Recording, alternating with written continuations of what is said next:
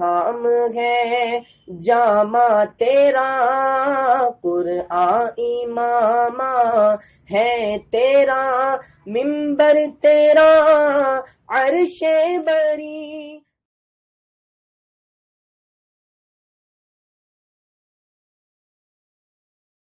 اعوذ باللہ من الشیطان الرجیم، بسم اللہ الرحمن الرحیم، الف لام میم، ذالک الکتاب لا ریب فیہ ہدی للمتقین الذین یؤمنون بالغیب ویقیمون الصلاة ومما رزقناهم ينفقون والذین یؤمنون بما انزل الیک وما انزل من قبلک وبالآخرة هم يوقنون أولئك على هدى من ربهم وأولئك هم المفلحون صدق اللہ العظیم۔ سورہ بقرہ کی ابتدائی 5 آیتیں تلاوت کی گئی۔ سورہ بقرہ 286 آیتوں پر مشتمل مدنی سورت ہے۔ اس سے پہلے یہ بات واضح کی گئی کہ سورتوں میں ایک تعداد مکی سورتوں کی ہے اور ایک تعداد مدنی سورتوں کی ہے، جس میں محققین کا یہ خیال ہے کہ 86 صورتیں مکی ہیں اور 28 صورتیں مدنی ہیں۔ اس طور پر مکمل قرآن کریم میں 114 صورتیں ہیں۔ مکی اور مدنی صورتوں کے مضامین پر بھی روشنی ڈالی گئی کہ عام طور سے مکی صورتیں توحید، رسالت اور آخرت سے متعلق مضامین پر مشتمل ہوتی ہیں اور مدنی صورتوں میں احکامات ہوتے ہیں۔ بہرحال یہ سورہ بقرہ مدنی صورت ہے اور بقرہ یہ بہت مشہور اور معروف اس کا نام ہے، اور بھی متعدد نام احادیث میں اس کے وارد ہوئے۔ بقرہ عربی زبان میں گائے بیل کو کہتے ہیں۔ چونکہ اس سورت کے 8ویں رکوع میں گائے کا واقعہ ذکر کیا گیا، جو بنی اسرائیل میں ایک واقعہ پیش آیا تھا قتل کا۔ اللہ نے حکم دیا تھا کہ قاتل کا پتہ لگانے کے لیے گائے کو ذبح کیا جائے۔ بہرحال اس مناسبت سے اس سورت کا نام سورہ بقرہ ہے۔ اور بھی نام اس سورت کے آئے ہیں۔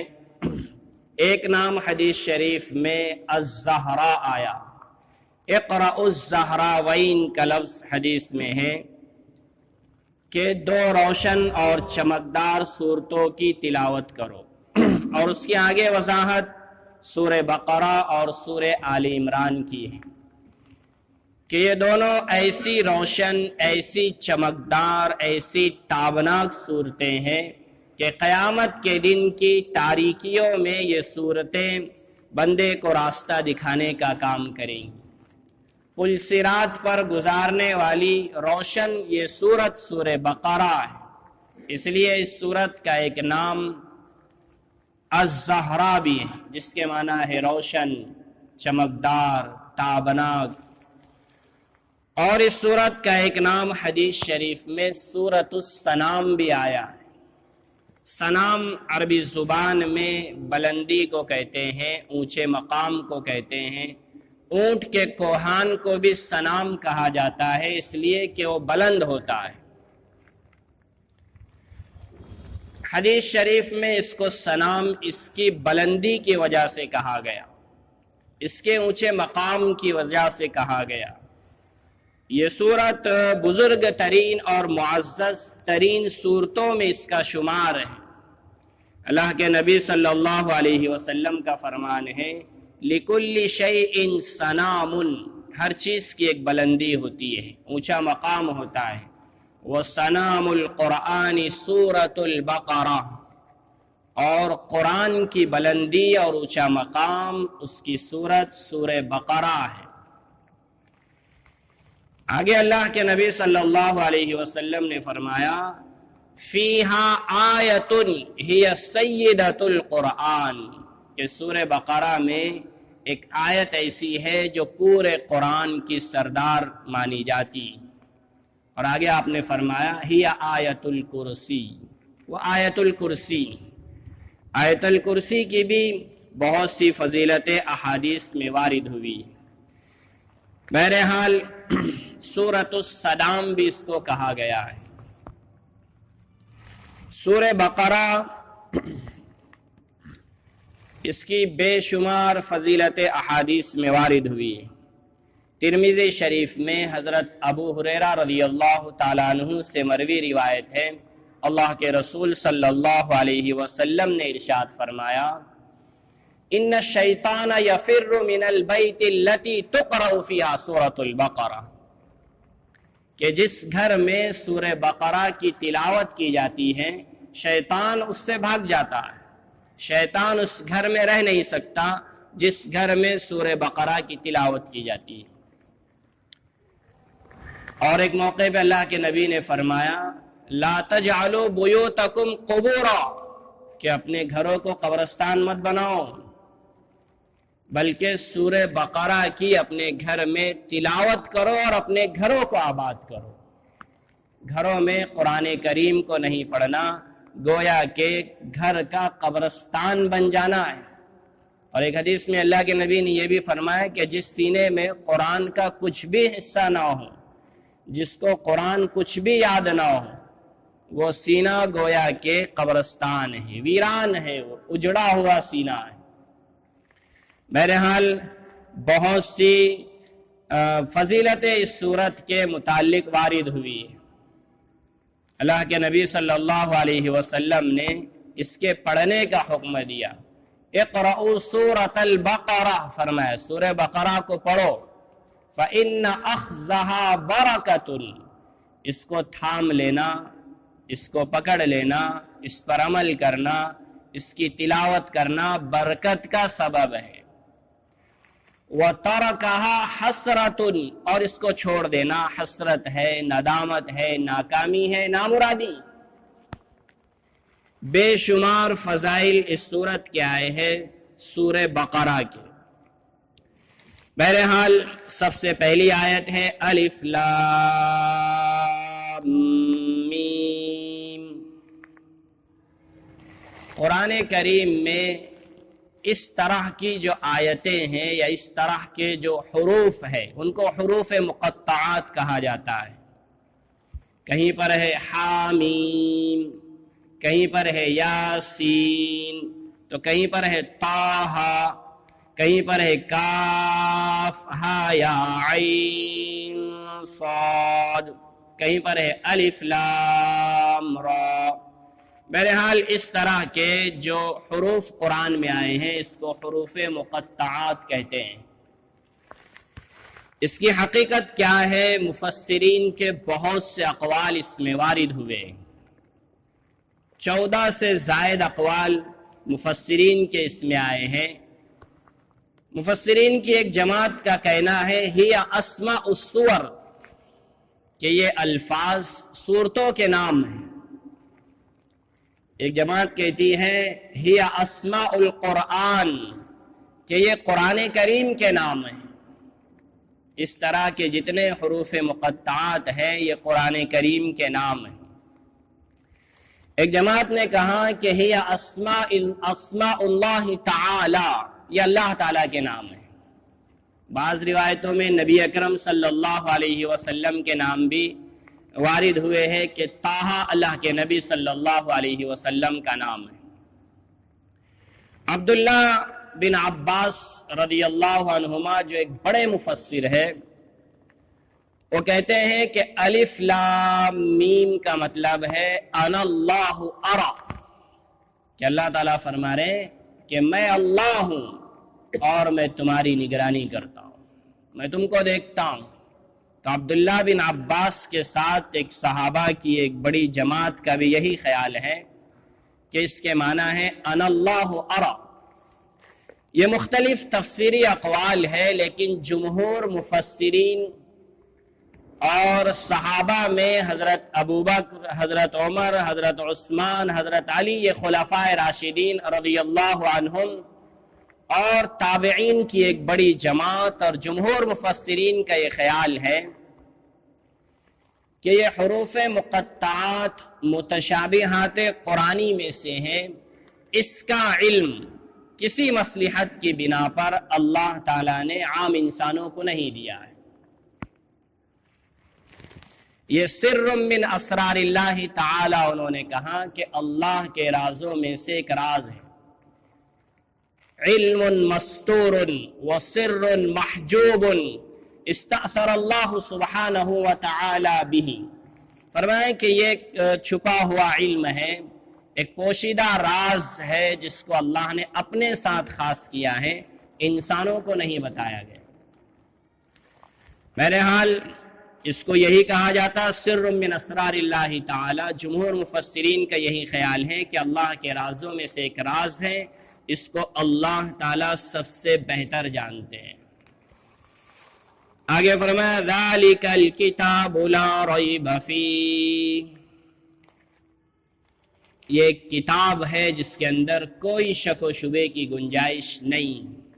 ذالکہ لفظ آیا، عربی داں حضرات جانتے ہیں کہ یہ اسم اشارہ بعید کے لیے، دور کی جگہ بتانے کے لیے کہا جاتا، ذالکہ وہ، اور قریب کے لیے ھذا کا لفظ آتا،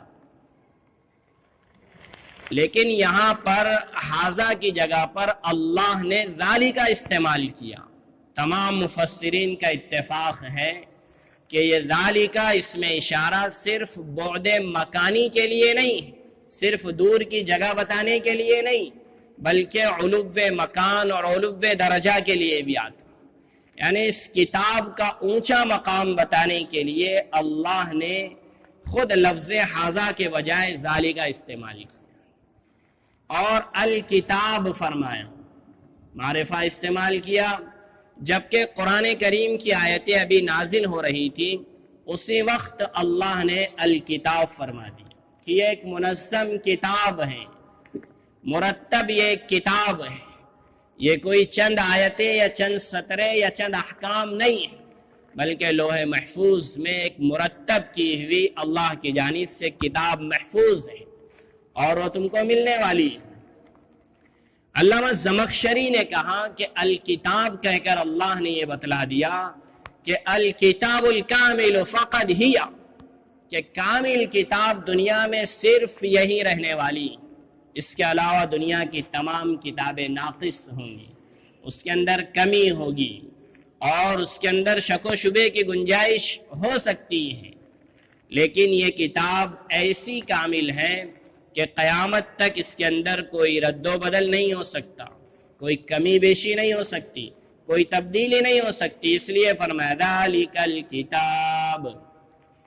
آگے فرمایا لا ریب فیہ، اس کے اندر کوئی شک و شبے کی گنجائش نہیں۔ اگر کسی کو معمولی شک بھی قرآن کریم کے اندر ہو جائے، اس کی حقانیت کے اندر، اس کے صحیح ہونے کے اندر اگر معمولی بھی شک ہو جائے تو ایسا شخص ایمان میں باقی نہیں رہ سکتا۔ صاف الفاظ میں اللہ نے اعلان فرمایا ذالک الکتاب لا ریب فیہ، یہ کتاب ایسی ہے جس میں کوئی شک و شبے کی گنجائش ہی نہیں، اور جن لوگوں کو شک ہوا ان کو تو اللہ نے خود چیلنج کیا کہ شک مت کرو، تم عربی داں ہو، تمہاری زبان عربی ہے، تم بڑے بڑے ادیب ہو، بڑے فصحا اور بلغا ہوں، جن لوگوں کو عربی زبان پر بہت ناز تھا، عربوں کو، اپنے آپ کو عرب، پوری دنیا کو عجم کہتے تھے، یعنی پوری دنیا گونگی ہے، بولنا نہیں آتا، بولنا صرف ہم کو آتا ہے۔ ان لوگوں کو اللہ نے چیلنج کیا کہ اگر اس کتاب میں تم کو شک ہے تو تم اس کے جیسی کتاب بنا کر دکھاؤ۔ سنیں بنی اسرائیل میں آیت نمبر 88 میں اللہ نے فرمایا قُلْ لَئِنِ اجْتَمَعَتِ الْإِنسُ وَالْجِنُّ عَلَىٰ أَن يَأْتُوا بِمِثْلِ هَٰذَا الْقُرْآنِ، کہ اگر پوری دنیا کے انسان اور جنات بھی مل جائے، سب مل کر محنت کرے کہ اس جیسی کتاب بنا سکے، لا یأتون بمثلہ، وہ ایسی کتاب نہیں پیش کر سکتے، وَلَوْ كَانَ بَعْضُهُمْ لِبَعْضٍ ظَهِيرًا، اگرچہ وہ آپس میں ایک دوسرے کی مدد کریں۔ پورے دنیا کے انسان اور جنات مل کر اگر قرآن کریم کی طرح کتاب بنانا چاہے، نہیں بنا سکتے۔ جب یہ چیلنج اللہ کا سامنے آیا تو اس وقت کے جو بڑے بڑے ادبا، بلغا، فصحا، جن کو عربی زبان پر بڑا ناز تھا اور گھمنڈ تھا ان کو اپنی زبان پر، انہوں نے اس چیلنج کو قبول کرنا چاہا، قرآن کی طرح کتاب بنانے کی کوشش کی، لیکن وہ ناکام ہوئے۔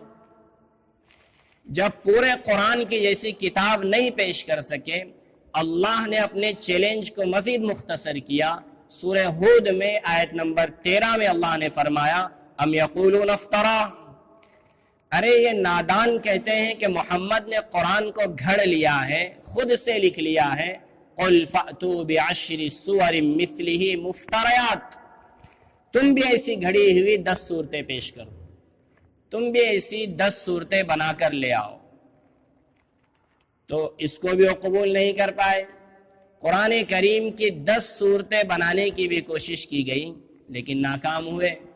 اخیر میں اللہ نے اسی صورت کی آیت نمبر 23 میں فرمایا وَإِن كُنتُمْ فِي رَيْبٍ مِّمَّا نَزَّلْنَا عَلَىٰ عَبْدِنَا، اگر تم شک میں مبتلا ہو اس کتاب کے بارے میں جو ہم نے اپنے بندے محمد پر نازل کی ہے، فَأْتُوا بِسُورَةٍ مِّن مِّثْلِهِ، تو قرآن کی طرح صرف ایک صورت پیش کرو۔ پورا قرآن نہیں لا سکتے، 10 صورتیں نہیں بنا سکتے، صرف ایک صورت پیش کرو۔ وَادْعُوا شُهَدَاءَكُم مِّن دُونِ اللَّهِ إِن كُنتُمْ صَادِقِينَ، اور اگر تم سچے ہو تو اللہ کے مقابلے میں تمہارے معبودان باطلہ کو بھی تم جمع کر لو۔ وَادْعُوا شُرَكَاءَكُم مِّن دُونِ اللَّهِ إِن كُنتُمْ صَادِقِينَ، اللہ کے علاوہ جس کو شریک تم بناتے ہو ان کو بھی اللہ کے مقابلے پر لے آؤ۔ تاریخ گواہ ہے کہ جس دن سے یہ چیلنج ہوا آج تک کسی نے اس چیلنج کو قبول نہیں کیا، اور جن لوگوں نے قبول کیا وہ ناکام و نامراد ہو، کوئی ایک صورت بھی وہ بنا نہیں سکی۔ 3 صدی ہجری میں ابن مقفع نامی ایک بہت بڑا ادیب تھا، اس کو لوگوں نے اکسایا، تیار کیا کہ آپ بہت ماہر ہے، بہت قابل ہے، عربی زبان پر آپ کو بڑا کمانڈ ہے، آپ قرآن کی طرح کوئی کتاب بنا کر بتاؤ۔ اس نے کہا میرے لیے بہت آسان کام ہے، تم لوگ 1 سال کا مہلت مجھے دے دو، 1 سال کی مدت مجھے دو، میرے 1 سال کے اخراجات کا تم انتظام کر دو، میں قرآن کی طرح مکمل کتاب بنا لوں۔ دشمنان اسلام نے اس کے پورے 1 سال کے اخراجات برداشت کیے، اس کے پورے گھر کے، اس کے لیے الگ سے ایک کمرے کا انتظام کیا گیا، اوراق قلم کا انتظام کیا گیا، اور وہ رات دن یہی محنت کرتا کہ قرآن کی طرح کوئی کتاب میں بنا لوں۔ 6 مہینے اس طرح گزر گئے۔ 6 مہینے کے بعد اس کے انتظام کرنے والوں کو خیال ہوا کہ ابن مقفع کی کارکردگی دیکھنی چاہیے کہ اس نے کیا کام کیا ہے۔ وہ اس کے پاس آئے، دیکھا کہ وہ اپنے آفس میں بیٹھا ہوا ہے، اس کے سامنے کاغذات کا ڈھیر لگا ہوا ہے، کئی قلم رکھے ہوئے ہیں، اور وہ اپنے سر کو پکڑے ہوئے بیٹھا ہوا ہے۔ اس کی پشت کے پیچھے پھاڑے ہوئے کاغذوں کا ایک ڈھیر لگا ہوا ہے، بڑی گہری سوچ میں وہ ڈوبا ہوا ہے۔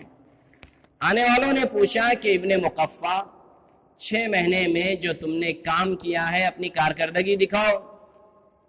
تو اس نے اپنا سر اٹھایا اور کہا کہ قسم خدا کی، جب بھی اپنا قلم اٹھاتا ہوں، لکھنا شروع کرتا ہوں اور چند سطرے لکھنے کے بعد قرآن سے ملا کر دیکھتا ہوں، میرا ضمیر پکار اٹھتا ہے کہ یہ قرآن نہیں۔ میں اس ورق کو پھاڑ کر پھینک دیتا ہوں، دوسرے ورق پر لکھنا شروع کرتا ہوں، لکھنے کے بعد جائزہ لیتا ہوں تو محسوس ہوتا ہے کہ یہ قرآن کریم کی طرح نہیں۔ بہرحال وہ بھی ناکام ہوا، ہر دور میں کوشش کی گئی لیکن قرآن کریم کی طرح کتاب نہیں بنا سکے۔ دشمنان اسلام آج بھی کوشش کر رہے ہیں۔ یورپ کی جانب سے ابھی چند سالوں پہلے الفرقان نامی کتاب پیش کی گئی کہ یہ قرآن کریم کا بدل ہوگا۔ اس میں تحریف اور تبدیلی کی گئی کہ جو آیتیں جہاد اور قتال سے متعلق ہے اس کو حذف کر دیا گیا، کچھ اضافہ کیا گیا، یہود و نصارہ کے سرزنش جن آیتوں میں کی گئی ان کو نکال دیا گیا، اور کچھ لفظی تبدیلی اس کے اندر کی گئی۔ بطور مثال جیسے عسى ربكم ان يرحمكم ایک آیت ہے، لفظ عسى عربی زبان میں امید کے لیے آتا ہے کہ امید ہے کہ تمہارا رب تم پر رحم کرے، تو عسى لفظ کو صرف اس کے نیچے دو نقطے لگا دیے گئے، عیسیٰ ربکم ان یرحمکم، کہ عیسیٰ تمہارا رب ہے جو تم پر رحم کرے گا۔ اس طرح تحریف کی کوشش کی گئی لیکن وہ ناکام ہوئے۔ جب مارکیٹ میں وہ کتاب آئی تو اس کو معصوم بچوں نے بھی قبول نہیں کیا، اس لیے کہ اللہ نے کروڑوں معصوم سینوں میں اس کتاب کو محفوظ کر لیا ہے، وہ کتاب نہیں چل سکی۔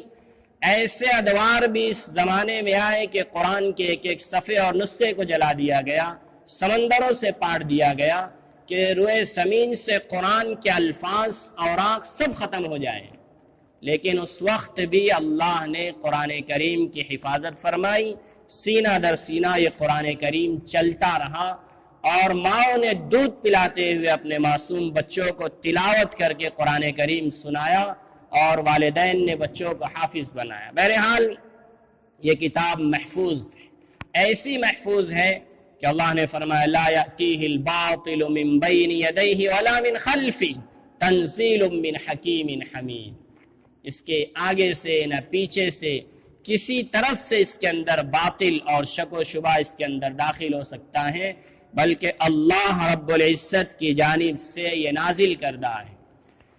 آگے فرمایا ھدی للمتقین، یہ کتاب ہدایت ہے متقیوں کے لیے۔ اور دوسری جگہ پر اللہ نے فرمایا ھدی للناس، یہ پوری انسانیت کے لیے ہدایت نامہ ہے۔ مفسرین نے یہ لکھا کہ یہ کتاب ہدایت نامہ ہے، دستور حیات ہے پوری انسانیت کے لیے، لیکن اس سے فائدہ اور نفع اٹھانے والے وہی ہو سکتے ہیں جن کے دلوں میں خوف خدا ہے، جن کو حق کی تلاش ہے، وہی لوگ ان سے فائدہ اٹھا سکتے ہیں، اور انہی کو متقی کہتے ہیں۔ تقوی کی تعریف مفسرین نے بہت شاندار بیان کی، فرمایا اصل التقوی اتقاء الشرک ثم اتقاء المعاصی ثم اتقاء الشبہات، کہ تقوی کی بنیاد یہ ہے کہ انسان شرک سے بچے، اس لیے کہ اللہ شرک کو معاف نہیں فرمائیں گے، شرک کے علاوہ جس گناہ کو چاہیں گے اللہ معاف فرما دیں گے۔